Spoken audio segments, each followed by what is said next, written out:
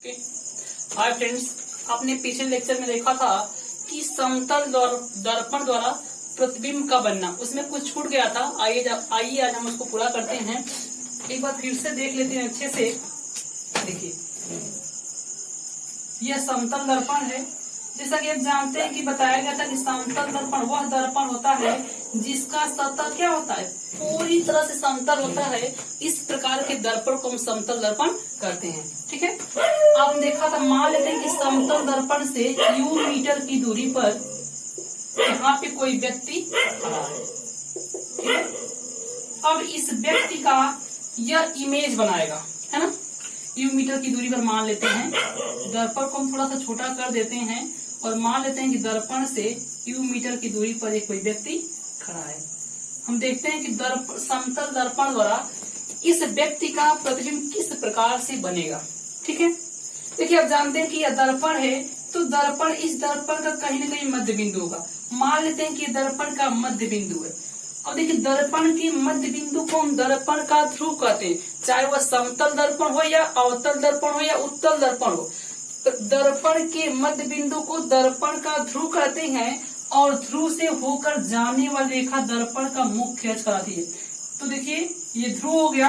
दर्पण के मध्य बिंदु को दर्पण का ध्रुव कहते हैं और ध्रुव से होकर जाने वाली रेखा दर्पण का मुख्य अक्ष कहलाती है। ये हो गया दर्पण का मुख्य अक्ष। ठीक है, हमने बताया था पहली हेडिंग, जब क्लास 10 की साइंस का पहला लेक्चर चल रहा था तो उसमें आप पहली हेडिंग ही पढ़ी थी, प्रकाश। उसमें बताए थे कि जो भी प्रकाश किरणें होती हैं हमेशा वस्तु से ही चलती हैं।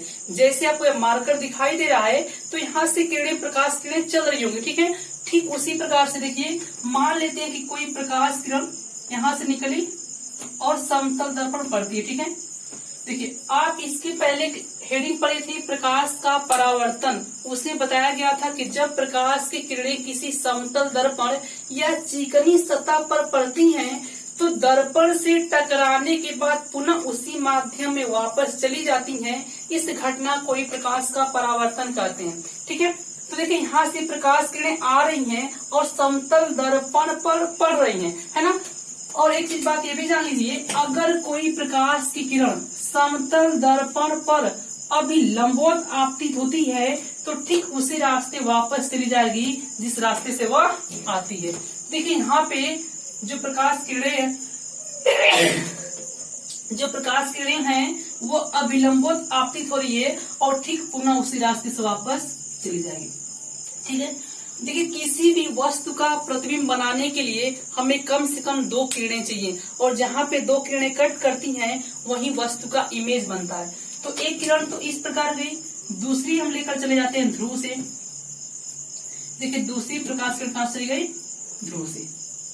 अब जैसे प्रकाश किरण समतल दर्पण पर पड़ेगी तो ठीक टकरा कर पुनः उसी माध्यम वापस चली आएगी। अब देखिए, एक किरण इधर जा रही है और एक किरण इधर जा रही है। ये दोनों किरणें मिलने वाली नहीं है, ये कभी मिलेगी नहीं, क्योंकि देखिए, यह किरणें फैलती हुई जा रही हैं और जब किरणें फैलती हुई जाती हैं तो इस स्थिति में यह किरणें नहीं मिलेंगी। तो हम करते क्या है कि इस स्थिति में किरणों को पीछे की तरफ बढ़ाते हैं और जहाँ पे किरणें मिलती हैं वही वस्तु का इमेज बनता है। देखिए, इन किरणों को हम पीछे की तरफ बढ़ाएंगे और डॉट डॉट दिखाते हैं और जहाँ पे यह दोनों किरणें मिलती हैं वही वस्तु का इमेज बनता है।